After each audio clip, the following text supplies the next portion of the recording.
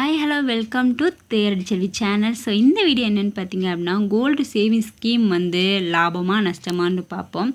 அதுக்கு முன்னாடி இப்போ தான் நம்ம வீடியோ வந்து ஃபஸ்ட் டைம் பார்க்குறீங்க அப்படின்னா தேரடி செல்வி சேனலை வந்து சப்ஸ்கிரைப் பண்ணி வச்சுக்கோங்க. இப்போ வாங்க நம்ம வீடியோக்குள்ளே போகலாம்.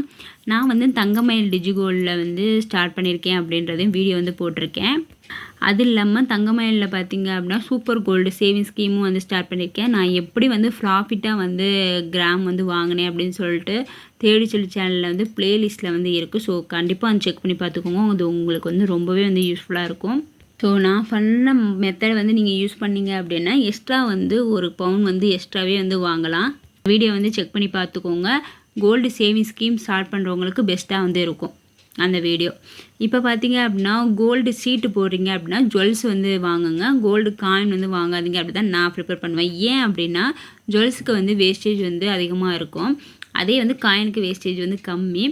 நம்ம சீட்டு போகிறதே பார்த்திங்க அப்படின்னா வேஸ்டேஜ் இல்லாமல் தான் எடுக்கணும். அட்லீஸ்ட் பார்த்திங்க அப்படின்னா 50% 70% டிஸ்கவுண்ட் வந்து கொடுக்காங்க. அதையே நீங்கள் காயின் எடுத்து இது பண்ணணும், அந்த பெனிஃபிட்டை ஏன் கம்மி பண்ணணும் அப்படின்றதுக்காக தான் கோல்டு சீட்டு போட்டிங்க அப்படின்னா ஜுவல்லரி வந்து பை பண்ணுங்கள் அப்படின்றத நான் எல்லா வீடியோலையுமே வந்து சொல்லுவேன். ஸோ அதுதான் வந்து நமக்கு ப்ராஃபிட்டாக இருக்கும். ஸோ நீங்கள் ரெடி காசு வச்சுருக்கீங்க அப்படின்னா நீங்கள் ஜுவல்ஸ் எதுவுமே பர்ச்சேஸ் பண்ணிக்கலாம், காயினாலும் பர்ச்சேஸ் பண்ணிக்கலாம். ஆனால் சீட்டு போடுறீங்க அப்படின்னா கண்டிப்பாக வந்து ஜுவல்ஸ் வந்து பர்ச்சேஸ் பண்ணிக்கோங்க. அப்படி இல்லை நான் காயின் தான் வாங்கணும் அப்படின்னா அதுக்கு பெஸ்ட்டு வே பார்த்திங்க அப்படின்னா டிஜிகோல்டு. அது எப்படி பெஸ்ட்டு வே அப்படின்னு நான் சொல்கிறேன் அப்படின்னா, டிஜிகோல்டில் எப்படியும் வேஸ்டேஜ் ஜிஎஸ்டி வந்து நம்ம பே பண்ண தான் செய்யணும். இருந்தாலுமே அந்த வேஸ்டேஜும் ஜிஎஸ்டியும் வந்து டேலி பண்ணுற மாதிரி நமக்கு வந்து போனஸ் வந்து கொடுக்குறாங்க. 5%, 7%, 6%ன்னு போனஸ் வந்து கொடுக்குறாங்க. இப்போ தங்கமயில் எடுத்துக்கிட்டிங்க அப்படின்னா 5% வந்து போனஸ் கொடுக்குறாங்க.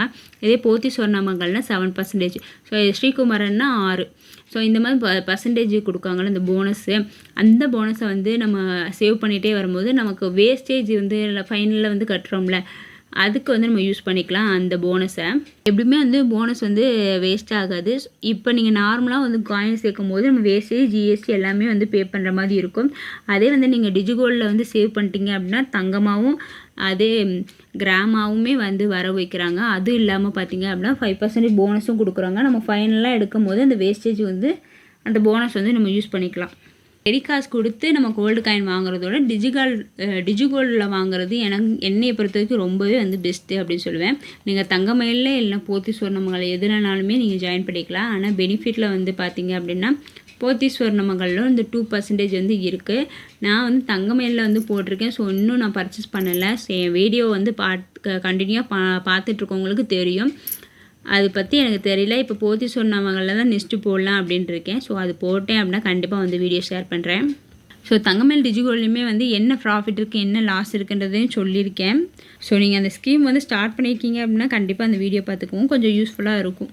இதுதான் வந்து சொல்லியிருப்பேன். ஸோ மந்த்லி வந்து உங்களால் ஒரு காயின் வாங்க முடியும் அப்படின்னா நீங்கள் ஒரு 100 mg 1 கிராம் காயின் வந்து வாங்கிக்கோங்க. 100 mg வாங்குறீங்க அப்படின்னா ஒரு 75% வந்து வேஸ்டேஜ் வந்து போடுவாங்க.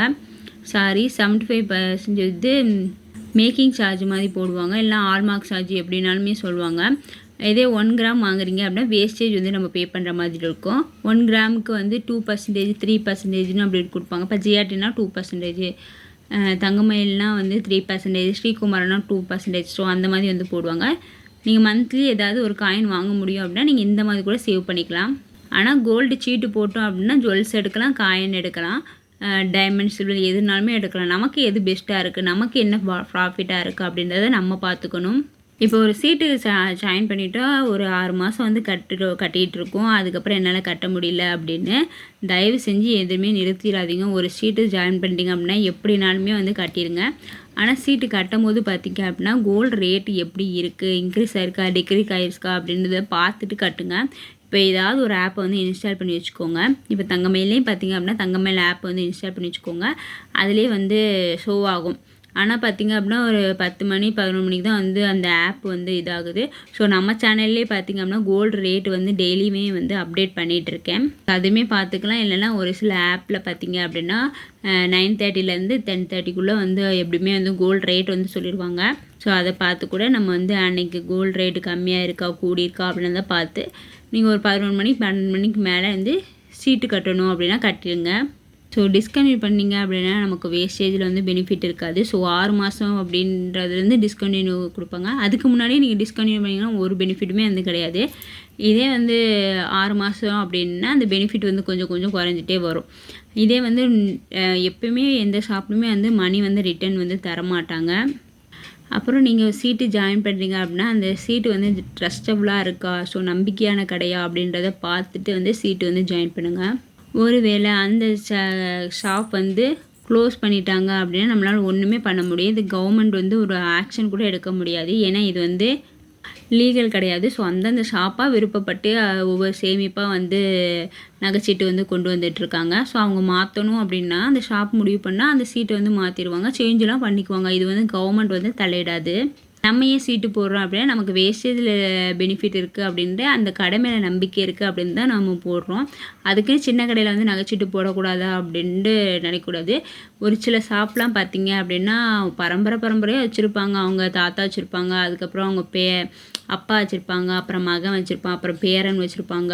ஸோ அந்த மாதிரி வந்து தலைமுறை வச்சுருக்காங்க அப்படின்னா நமக்கு அதில் நம்பிக்கை இருக்குது அப்படின்னா நீங்கள் சீட்டு வந்து ஜாயின் பண்ணலாம். சில ஷாப்லலாம் பார்த்திங்க அப்படின்னா செய்கூலி சேதாரம் ஜிஎஸ்டி கூட கிடையாது. ஸோ அந்த மாதிரி ஷாப்பில் ஜாயின் பண்ணி நம்ம நகை எடுத்தோம் அப்படின்னா ஸோ ரொம்பவே பெனிஃபிட்டாக இருக்கும். அப்படி எந்தெந்த ஷாப்பில் பார்த்திங்க அப்படின்னா செய்கூலி சேதாரம் இல்லாமல் நம்ம நகை வாங்கலாம் அப்படின்னா என்எஸ்கே தங்க மாளிகையில் வந்து செய்கூலி சேதாரம் கிடையாது. அதே மாதிரி பார்த்திங்க அப்படின்னா பீமாவில் இருக்க ஷாப்லேயுமே பார்த்திங்க அப்படின்னா செய்கூலி சேதாரம் ஜிஎஸ்டியுமே வந்து கிடையாது. அப்புறம் மங்கள் தங்க மாளிகை மங்களில் பார்த்திங்க அப்படின்னா அங்கேயுமே வந்து செய்கூலி சேதாரமும் ஜிஎஸ்டியுமே கிடையாது. ஸோ ஃப்ரீ கிஃப்ட்டுமே உண்டு. சின்ன கடையில் பார்த்திங்க அப்படின்னா மேக்ஸிமம் வந்து செய்கூலி சேதாரம் ஜிஎஸ்டி இல்லாமல் தான் வந்து நகைச்சீட்டு இருக்கும். ஸோ அந்த கடையில் உங்களுக்கு நம்பிக்கை இருக்குது அப்படின்னா நீங்கள் அதில் ஜாயின் பண்ணிக்கலாம். இல்லைனா இந்த கடையே பார்த்திங்க அப்படின்னா 2-3 பிரான்ச் இருக்குது, ஆனால் சின்ன கடை தான், ஆனால் 2-3 பிரான்ச் இருக்குது அப்படின்னாலும் நீங்கள் தாராளமாக வந்து ஜாயின் பண்ணிக்கலாம். அப்புறம் மெயினான விஷயம் பார்த்திங்க அப்படின்னா கிஃப்ட்டுக்காக வந்து சீட்டு வந்து போடாதீங்க. இப்போ இந்த ஷாப்பில் வந்து கிஃப்ட் கொடுக்குறாங்க, ஆனால் ஸ்கீம் வந்து கொஞ்சம் நல்லா இருக்க மாதிரி தெரில. பட் கலெக்ஷனும் ரொம்ப கம்மியாக தான் இருக்குது, அங்கே கோல்டு ப்யூரிட்டியும் வந்து கம்மியாக தான் இருக்குது அப்படின்னா நீங்கள் தயவு செஞ்சு அந்த மாதிரி வந்து கிஃப்ட்டுக்காக ஆசைப்பட்டு நகைச்சீட்டு வந்து போடாதீங்க. ஸோ கிஃப்ட்டே கொடுக்கல ஆனால் நகைச்சீட்டு நல்லா இருக்குது, அந்த ஸ்கீம் வந்து நமக்கு பெனிஃபிட்டாக இருக்குது அப்படின்னா கண்டிப்பாக வந்து அந்த ஸ்கீமில் வந்து ஜாயின் பண்ணுங்கள். இப்போ ஒரு சில ஷாப்பில் பார்த்திங்க அப்படின்னா செய்கூலி சேதாரம் வந்து கிடையாது, ஆனால் அங்கே கிஃப்ட்டு கொடுக்கல. இன்னொரு ஷாப்பில் வந்து கிஃப்ட் கொடுக்குறாங்க, ஆனால் செய்கூலி சேதாரம் வந்து 50% பே பண்ணணும் அப்படின்னா நீங்கள் எந்த சூஸ் பண்ணுவீங்க? அந்த செய்கூலி சேதாரம் இல்லாமல் இருக்குல்ல, ஸோ அதை தான் வந்து நீங்கள் சூஸ் பண்ணணும். இப்போ கிஃப்ட் வந்து கொடுக்குறது பார்த்திங்கன்னா இப்போ நம்ம 10,000 சீட்டு போடுறோம் அப்படின்னா அவங்க 1000 ரூபா உள்ள கிஃப்ட்டு தான் தருவாங்க. அது வந்து நமக்கு பெனிஃபிட்டே வந்து கிடையாது. மேக்ஸிமம் கிஃப்ட்டு பார்த்து சீட்டு போடாதீங்க அப்படி தான் சொல்லுவேன். சில ஷாப்பில் நல்லா இருக்குது, ஸ்கீமும் நல்லாயிருக்கு, அந்த பொருளும் நல்லா இருக்குது அப்படின்னா நீங்கள் வந்து கிஃப்ட்டு கொடுக்குறாங்கன்னா தாராளமாக நீங்கள் ஜாயின் பண்ணிக்கலாம். இந்த விஷயத்தை நம்ம மெயினாக வந்து பார்க்கணும். இப்போ அது வந்து அமௌண்ட் பேஸாக இல்லை கிராம் பேஸாக அப்படின்றது பார்க்கணும். நம்ம ஜாயின் பண்ணணும் அப்படின்னா கண்டிப்பாக வந்து கிராம் பேஸ் தான் வந்து ஜாயின் பண்ணணும். அதுதான் வந்து நமக்கு பெனிஃபிட்டாக வந்து இருக்கும். அமௌண்ட் பேஸ் பார்த்திங்க அப்படின்னா எப்பயுமே லாஸ் தான் சொல்லுவேன். ஏன் அமௌண்ட்ஸ் லாஸ் அப்படின்னா அமௌண்ட் வந்து நீங்கள் 11 மந்த்து கழித்து பார்த்திங்க அப்படின்னா அமௌண்ட்டாகவே தான் இருக்கும். இதே கிராம்ன்ற போது நாளுக்கு வந்து கூடிக்கிட்டே இருக்குது. அப்போ நீங்கள் அந்த ஒரு ரேட்டு இருக்கும்போதே நீங்கள் வாங்கினீங்க அப்படின்னா எக்ஸ்ட்ரா மில்லிகிராம் வந்து வாங்கியிருப்பீங்க. 1ஆவது மாதம் வாங்கின மில்லிகிராமோட கடைசி மாதம் வாங்கும்போது மில்லிகிராம் வந்து கம்மியாக தான் இருக்கும். அப்போ நமக்கு எது லாபம் அப்படின்னா கிராமில் வந்து ஆட் ஆகிறது தான் நமக்கு வந்து லாபம். இப்போ இருக்க சூழ்நிலையில் பார்த்திங்க அப்படின்னா ஒரு ரெடி காசு கொடுத்து நம்ம வந்து கோல்டு காயின் வேணால் வாங்கலாம். ஆனால் பார்த்திங்க அப்படி கோல்டு காயின் வாங்கணும் அப்படின்னா ஒரு 10,000 ரூபாய் இருக்கா, நம்ம வந்து 1.5 கிராம் கோல்டு வாங்குகிறோமா அப்படின்ற மாதிரி ஆயிரும். இதே பார்த்திங்க அப்படின்னா ரெடி காசு கொடுத்து நம்ம உடனே வந்து ஒரு பெரிய நகையாக எடுக்கணும் அப்படின்னா ரொம்பவே வந்து சாத்தியமே வந்து கிடையாது. நமக்கு மிடில் கிளாஸாக இருக்கவங்களுக்கு வந்து நகைச்சீட்டு வந்து ரொம்பவே வந்து பெஸ்ட்டாக வந்து இருக்கும். அதனால் வந்து நகைச்சீட்டு எப்பயுமே வந்து நமக்கு ப்ராஃபிட் தான். ஆனால் கடைக்காரங்களுக்கு ப்ராஃபிட்டானு கேட்டால் அவங்களுக்கு பல மடங்கு லாபம் தான் நகைச்சீட்டு போடுறது. நமக்கு வந்து அதில் ஒரு 50% அவங்களுக்கு லாபம் அப்படின்னா நமக்கு பார்த்திங்கன்னா 20% தான் நமக்கு லாபம். ஸோ 80% அவங்களுக்கு லாபம், 20% தான் நமக்கு லாபம். நம்ம கொடுக்குற இது தானே வந்து அவங்க ரொட்டேட் பண்ணுறாங்க. நம்ம அந்த அமௌண்ட்டை கட்டிட்டு நம்ம வெயிட் தானே பண்ணுறோம்.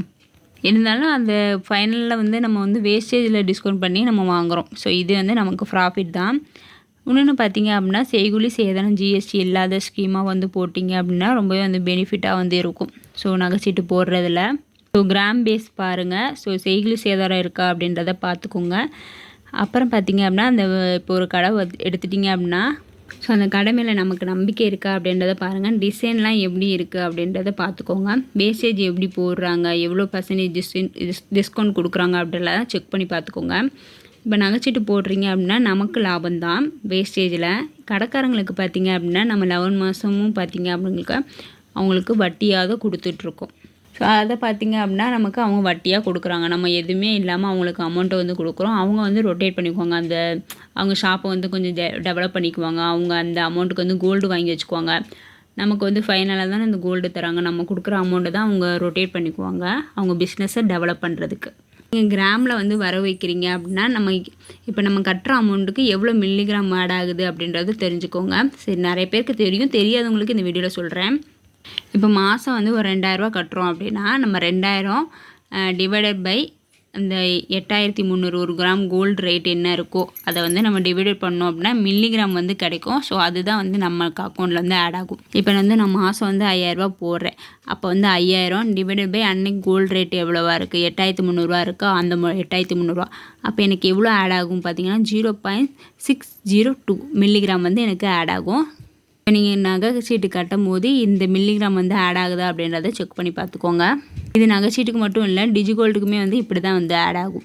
ஸோ டிஜிகோல்டு பற்றி இப்போ தெரியணும் அப்படின்னா நம்ம சேனல் வந்து நான் போட்டிருக்கேன். நம்ம போனஸ் வந்து எப்படி நமக்கு கொடுக்குறாங்க, எவ்வளோ தங்கம் வந்து ஆட் ஆகுது, ஸோ வேஸ்டேஜ் ஜிஎஸ்லாம் எப்படி போடுறாங்க அப்படின்னு சொல்லிட்டு நம்ம சேனலில் இருக்குது. ப்ளேலிஸ்ட்டில் இது செக் பண்ணி பார்த்துக்கோங்க. இப்போ இருக்க சூழ்நிலையில் பார்த்திங்க அப்படின்னா மொத்தமாக வந்து நம்மளால் ரெடி காசு கொடுத்து ஒரு பெரிய நகையை வாங்க முடியாது. அதனால் வந்து நகைச்சீட்டு போடுறது பெஸ்ட்டு அப்படின்றது என்னோடய பாயிண்ட் ஆஃப் வியூ. உங்கள் பாயிண்ட் ஆஃப் வியூ என்ன அப்படின்றத கண்டிப்பாக வந்து கமெண்ட் பண்ணுங்கள். இந்த வீடியோ வந்து உங்களுக்கு பிடிச்சிருக்கு அப்படின்னா தேடி செல்வி சேனலை வந்து சப்ஸ்கிரைப் பண்ணுங்கள். தேங்க்ஸ் ஃபார் வாட்சிங். பாய்.